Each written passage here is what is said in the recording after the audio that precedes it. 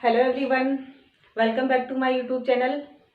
12th biology में हम आवर्त बीजियों में जनन पढ़ रहे थे, यानी रिप्रोडक्शन इन एंजियोस्पर्म्स अपना चल रहा था, जिसमें अलैंगिक जनन पढ़ रहे थे हम। और अलैंगिक जनन में कायिक प्रवर्धन चल रहा था। कायिक प्रवर्धन अपन पढ़ रहे थे, यानी कि अलैंगिक जनन जिसको हमने दो भागों में बांट के पढ़ा था, अनिषेक बीजता और कायिक जनन या कायिक प्रवर्धन। उसके बाद में कायिक प्रवर्धन को भी अपन ने दो भागों में बांट लिया था, प्राकृतिक कायिक प्रवर्धन और कृत्रिम कायिक प्रवर्धन। प्राकृतिक कायिक प्रवर्धन अपना हो चुका था, उसके बाद में हमारा चल रहा था कृत्रिम कायिक जनन। और कृत्रिम कायिक जनन की हमने 3 विधियां देखी थी: कर्तन, लेयरिंग या दाब विधि और रोपण या ग्राफ्टिंग। कटिंग, लेयरिंग और ग्राफ्टिंग। कटिंग या कर्तन, जिसको कि जो है स्टेम कटिंग या स्तंभ कर्तन, और जो है रूट कटिंग या मूल कर्तन के रूप में हमने पढ़ा था। लेयरिंग या दाब विधि, जिसको वायुदाब विधि और टीलादाब विधि के रूप में हमने पढ़ा था। और इसकी जो तीसरी विधि है अपन जो अभी पढ़ने जा रहे हैं वो है रोपण या ग्राफ्टिंग। तो इस वीडियो में अपन पढ़ेंगे कृत्रिम कायिक जनन की विधि, रोपण या ग्राफ्टिंग। अब इसमें अपन क्या पढ़ने वाले हैं कि रोपण या ग्राफ्टिंग क्या होता है, रोपण या ग्राफ्टिंग कौन से पौधों में और क्यों करवाई जाती है, किस प्रकार से करवाई जाती है, रोपण या ग्राफ्टिंग की विधियां कौन कौन सी है, कौन कौन सी विधियों के द्वारा जो है ग्राफ्टिंग संपन्न की जाती है। तो यहाँ पर हम ग्राफ्टिंग की 4 विधियां पढ़ने वाले हैं: विहिप या जीबी रोपण यानी टंग ग्राफ्टिंग, फच्चर रोपण यानी कि वेज ग्राफ्टिंग, किरीट या मुकुट रोपण यानी कि क्राउन ग्राफ्टिंग, और चौथी हम पढ़ेंगे कलिका रोपण या बड ग्राफ्टिंग। तो हम शुरू करते हैं रोपण या ग्राफ्टिंग। क्या होता है रोपण या ग्राफ्टिंग? दो भिन्न गुणों वाले पादपों के भागों को जोड़कर नया पादप विकसित करने की विधि रोपण कहलाती है। दो भिन्न गुणों वाले, दो अलग अलग प्रकार के गुणों वाले पादप भागों को यानी पौधों के टुकड़ों को आपस में जोड़ करके उनसे नया पौधा बनाने की जो विधि है वो क्या कहलाती है? रोपण या ग्राफ्टिंग।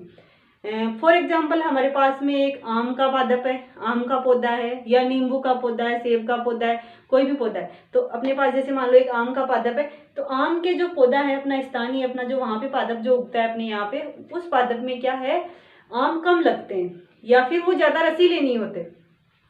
और कोई दूसरा पादप है जिसमें क्या है कि आम अधिक लगते हैं और वो ज्यादा स्वादिष्ट या रसीले होते हैं। तो हम जो है अपने इस पादप में वो गुण लाना चाहते हैं, तो इसके लिए हम क्या करेंगे? ग्राफ्टिंग करेंगे। तो जो कम गुणों अच्छे गुणों वाला पादप नहीं है, जो कम रसीले आम वाला, यानी कि अच्छे गुणों वाला जो पादप नहीं है, यानी कि और जो उन्नत गुणों वाला दूसरा पादप है, अच्छे गुणों वाला पादप है, दोनों पादपों के भागों को आपस में जोड़ करके हम क्या करेंगे? एक नया पादप तैयार करेंगे जिसमें कि अच्छे गुण होंगे, यानी जिसमें अधिक आम हमें प्राप्त हो, ज्यादा स्वादिष्ट आम प्राप्त हो, ऐसा हम पादप तैयार करेंगे। तो ये पादप तैयार करने की जो विधि है अपनी वो क्या कहलाएगी? ग्राफ्टिंग या रोपण कहलाएगी। अब ग्राफ्टिंग या रोपण में जो दो अलग अलग पादपों के भाग लिए जाते हैं, उनमें एक पादप भाग जो निम्न गुणों वाला होता है, जिसमें कि अच्छे लक्षण नहीं होते, अच्छे गुण नहीं होते, निम्न गुणों वाला जो पादप होता है, जिस स्थानीय जो पादप भाग होता है, वो तो कहलाता है स्कंद या स्टॉक। जो पादप स्थानीय पादप है, निम्न गुणों वाला है, जिसमें कि अच्छे गुण नहीं है, वो पादप भाग जो अपन लेंगे वो तो क्या कहलाएगा? स्कंद कहलाएगा। और दूसरा जो अच्छी किस्म वाला या उन्नत गुणों वाला जो पादप होगा, अच्छी किस्म या उन्नत गुणों वाला जो पादप होगा, वो पादप भाग क्या कहलाएगा? कलम कहलाएगा। तो एक पादप भाग तो कहलाएगा अपना स्कंद और दूसरा क्या कहलाएगा? कलम। जो कि अच्छे गुणों वाला होगा वो तो कहलाएगा कलम, और जो कि निम्न गुणों वाला होगा स्थानीय पादप वो कहलाएगा स्कंद। और इन दोनों पादप भागों को हम क्या करेंगे? संयुक्त करेंगे, इनको जोड़ेंगे, और जोड़ने के बाद में जो नया पादप बनेगा वो अच्छे गुणों वाला होगा। और इस तरह से नया पादप बनाने की जो विधि है वो क्या कहलाती है? रोपण या ग्राफ्टिंग कहलाती है। अब सवाल ये आता है कि ग्राफ्टिंग या रोपण क्यों किया जाता है, क्या रीजन है? तो हमें यहाँ पर ये इतना तो समझ में आया कि ग्राफ्टिंग या रोपण से हम क्या करते हैं? अच्छे गुण विकसित कर सकते हैं, ज्यादा उत्पादन ले सकते हैं। तो ये जो विधि है व्यावसायिक तौर पर या वाणिज्यिक उत्पादन के लिए काम में ली जाती है। इससे जो है उन्नत किस्में विकसित की जा सकती है, ज्यादा उत्पादन प्राप्त किया जा सकता है। तो इसीलिए कौन सी विधि काम में लेते हैं, रोपण या ग्राफ्टिंग। अब बात आती है कि जो रोपण या ग्राफ्टिंग है वो हम जनरली कौन से पादपों में काम में लेते हैं, जैसे कि आम, नींबू, गुलाब, सेब आदि पादपों में हम कौन सी विधि काम में लेते हैं, रोपण। कौन कौन से पादपों में, आम, नींबू, सेब और गुलाब, इनमें रोपण विधि के द्वारा हम पादप उत्पन्न करते हैं।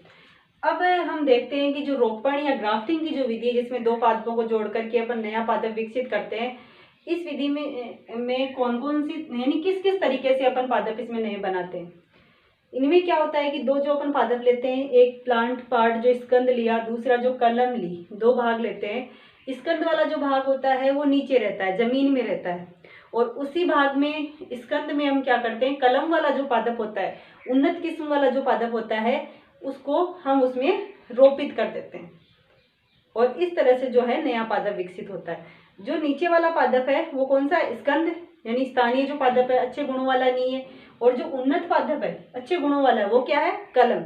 उसको इसमें रोपित कर देंगे। रोपित करते समय ये ध्यान रखते हैं कि दोनों की जो कैम्बियम है, एधा जो है, वो आपस में जुड़नी चाहिए, उनमें संपर्क हो जाना चाहिए, उनकी सेल्स जुड़नी चाहिए। इससे क्या होता है कि जो कैम्बियम या एधा जो जुड़ जाती है और उसके बाद में वेस्क्यूलर बंडल जो है, संवहन जो उत्तक है, जाइलम और फ्लोएम, वो भी आपस में कनेक्ट हो जाते हैं, जुड़ जाते हैं, और उसमें ग्रोथ होने की वजह से जो है दोनों प्लांट्स जो है आपस में जुड़ करके नए पादप के रूप में डेवलप हो जाते हैं। तो रोपण या ग्राफ्टिंग हम कौन कौन सी विधि या कौन कौन से प्रकारों से करते हैं।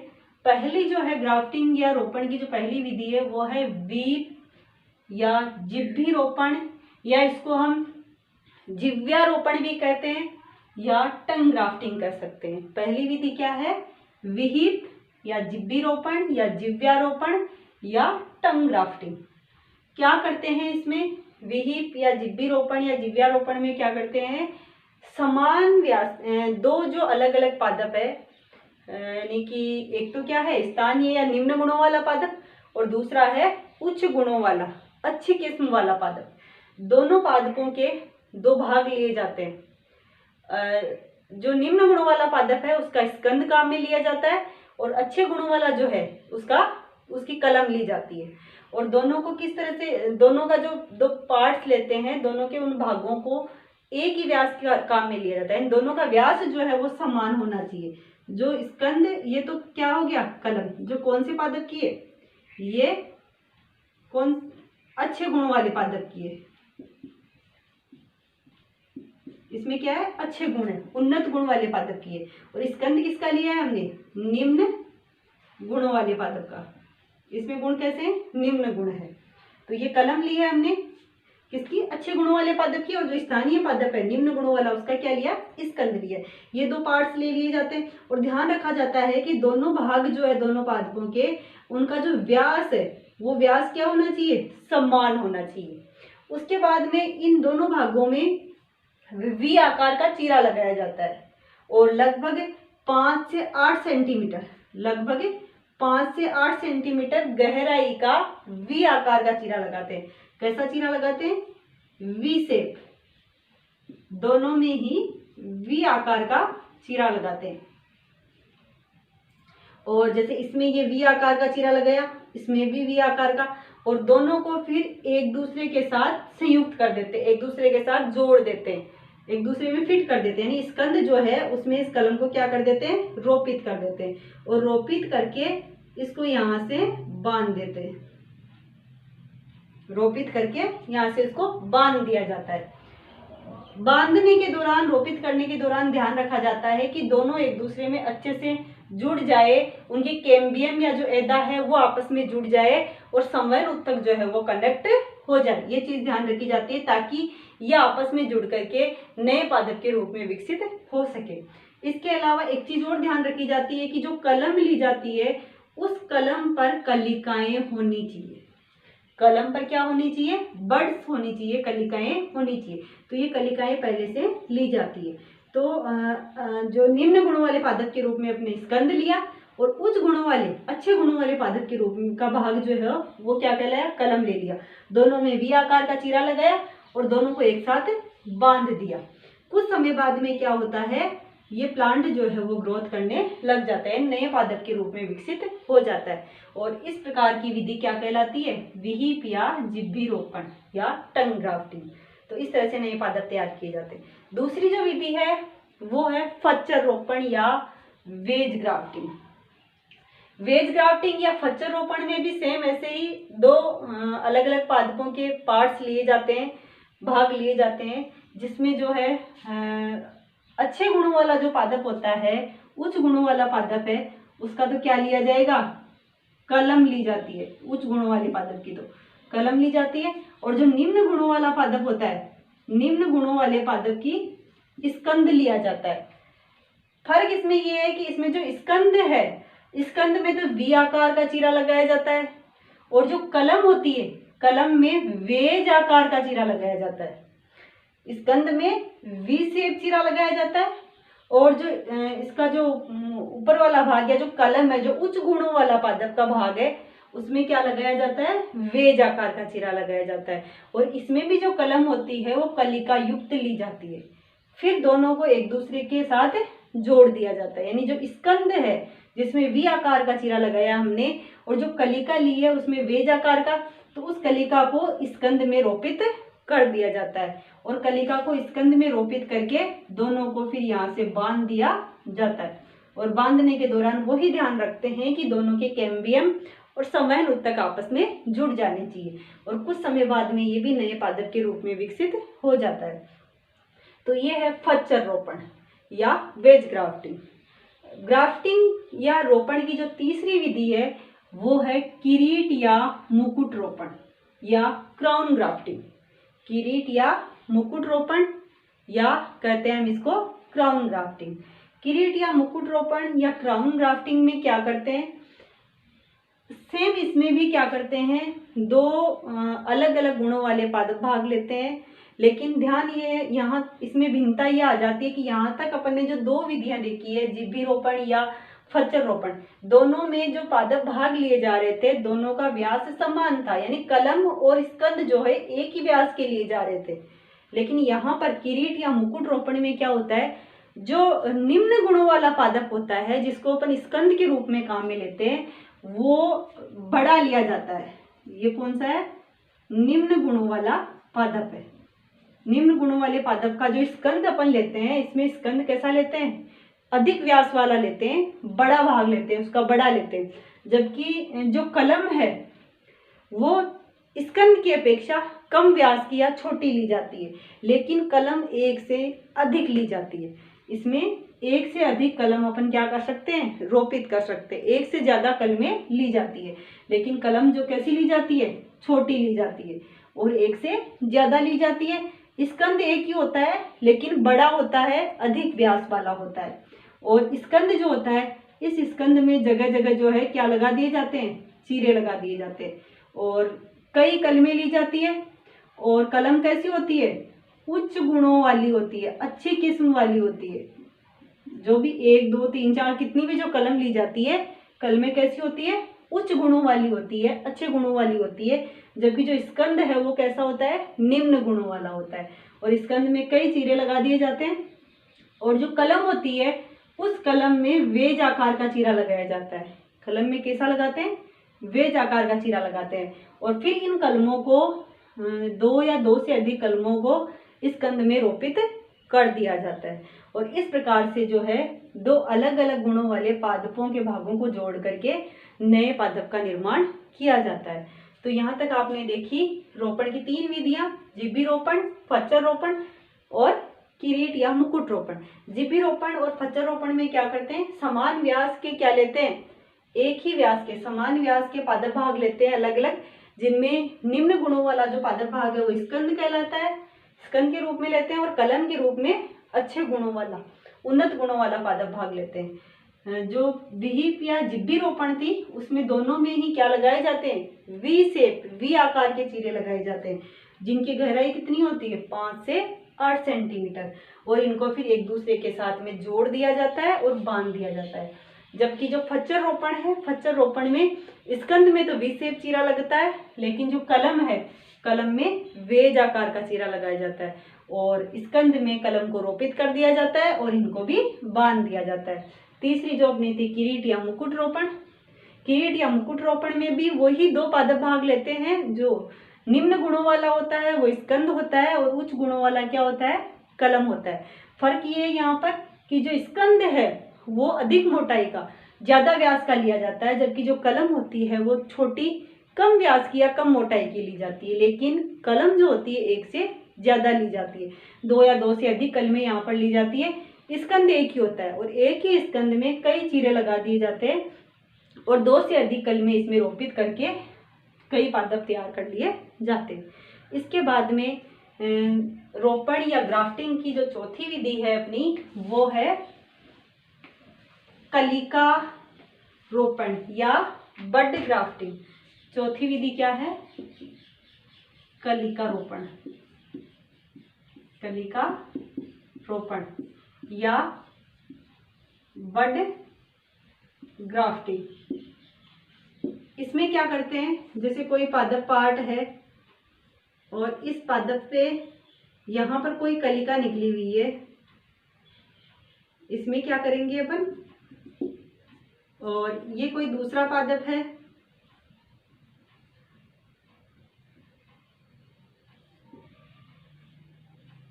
ये जो पादप है अपना कौन सा है, उन्नत गुणों वाला, उच्च गुणों वाला या उन्नत गुणों वाला, अच्छे किस्म वाला पादप है।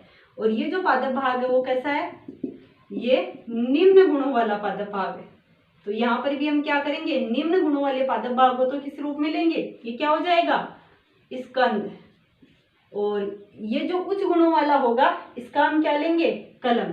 पर कलम के रूप में यहाँ पर हम क्या लेते हैं, कलिका लेते हैं, बड लेते हैं। जो उच्च गुणों वाला, अच्छी किस्म वाला जो पादप होता है उसकी क्या लेंगे अपन, कलिका या बड लेते हैं। और उस कलिका या बड को हम क्या करते हैं, निम्न गुणों वाले पादप में, जिसका अपन स्कंद ले रहे हैं, निम्न गुणों वाले पादप में हम क्या कर देते हैं, उसको रोपित कर देते हैं। और रोपित करने के लिए क्या करते हैं, जो निम्न गुणों वाला पादप होता है उसमें एक टी शेप चीरा लगाया जाता है, उसकी छाल को हटा करके साइड में टी शेप चीरा लगाया जाता है।